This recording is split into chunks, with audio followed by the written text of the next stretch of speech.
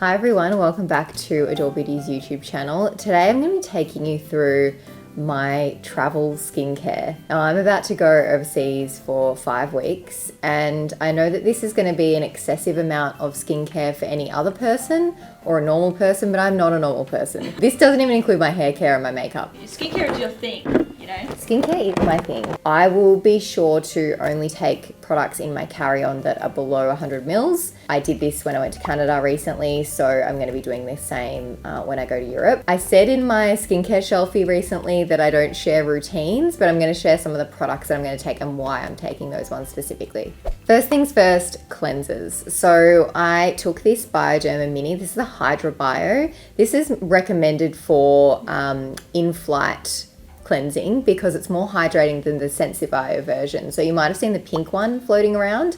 I usually use that one, but I actually used the blue one on my flight to Canada recently and it did keep my skin feeling more hydrated. I like to have this mini in my carry-on so that I can actually cleanse on the flight, and I will fully do my skincare on the flight. Maddie can put a video here of me doing that. I have no shame. Some people were commenting on that video being like, what a pain for the other passengers. And I'm like, is it? How am I impacting you in any way? I would definitely use this on the flight to cleanse my skin. This is the cleanser that I will use for regular double cleansing. So the Viviology Gentle Foaming Cleanser. I actually had this mini from a goodie bag that I got from an event, but that's not it with the cleansers. I'm still going. The Alpha H Melting Moments Cleansing Balm. I do really love an oil cleanser, but they're a pain to travel with. They leak. It doesn't matter what packaging they're in. You end up with oil everywhere. So I'm taking a balm instead because this is solid. So all I'll do is scoop it out, use this to remove my makeup. Give it a sec.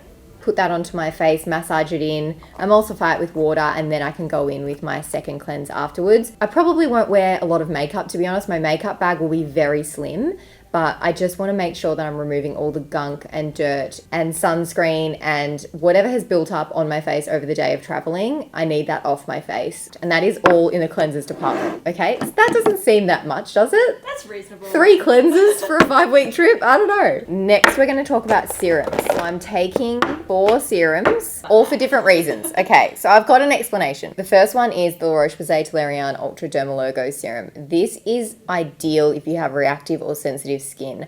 I am prepared for the fact that I am getting a lot of sun exposure, something I do not usually like. I'm conscious that my skin might be a little bit more sensitive while I'm traveling and it could react to various different lifestyle factors while I'm away. So I want to have this in my back pocket just in case. I also treat it as a hydrating serum. So if my skin's feeling a bit dry or depleted from traveling, this will definitely come in handy. Next thing I have to take with me is the Viviology Niacinamide Plus HA. I tend to go between this and the ASAP Super B complex.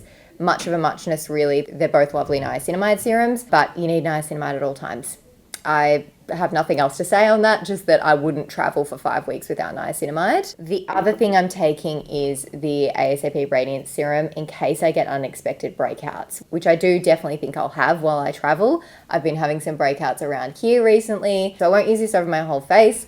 I tend to use this as a spot treatment on areas that are a little bit more congested or where I have angry inflamed breakouts. And then lastly on the serums front, the Alpha H Liquid Gold Midnight Reboot Serum. This has a retinoid and an AHA in it. So you're getting that exfoliating action of the glycolic acid, but you're also getting that treatment side from the retinol. So that's why I'm taking this one, so that I don't have to take 2 separate products that contain glycolic and a retinoid. Then I've got my moisturizer, a facial oil, and my lip product. So the moisturizer I'm taking is the Bioderma Sensibio Defensive. This tube is very handy for traveling. There are other moisturizers I could have taken, but the packaging won me over in this instance because it's small, it's not going to get in the way of everything. There is a rich version of this, but I'm going to take the regular version because I think I will be hot and sweaty. It's going to be like 35 degrees when I'm over there, so I think I'm going to stick to the regular version. Then I've got a facial oil in case I am feeling really dry and depleted. I will use this on the flight. So the one that I use is the Habitual Beauty Rejuvenating Facial Oil.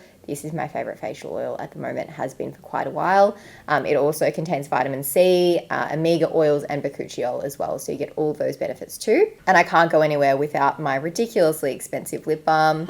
No one needs to buy this, but you also do at the same time because it's so good. I can't go past. It's $100. Like, it's $100 for 6 grams. I don't know why I keep doing it to myself, but I do. I can't stop buying this. Like an addict. Even with my staff discount, it's ridiculously expensive. The thing with this is when you spend so much money on a lip balm, you can't have one everywhere. So I've got one at all times.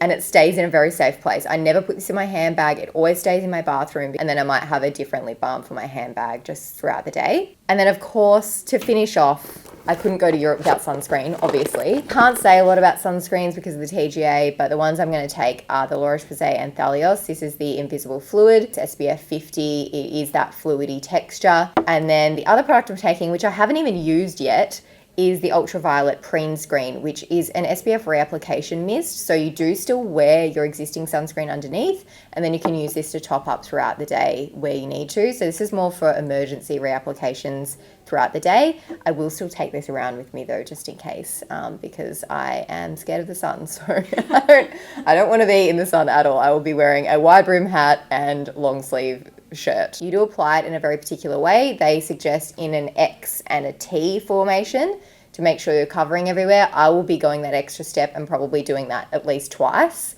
just to make sure I've got as much coverage as possible, because you never know, the wind could be blowing it away. You're not too sure how much you've got on versus actually applying one to your face. So that is all my products that I'm taking to Europe.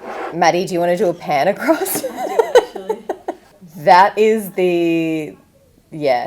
that's the lineup. That's not too bad. It's not too bad for me.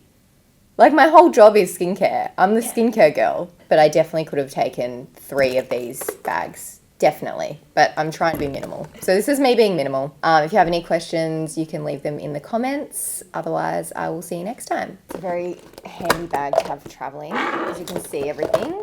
You know when you're like trying to find stuff in your makeup bag and you can't find anything?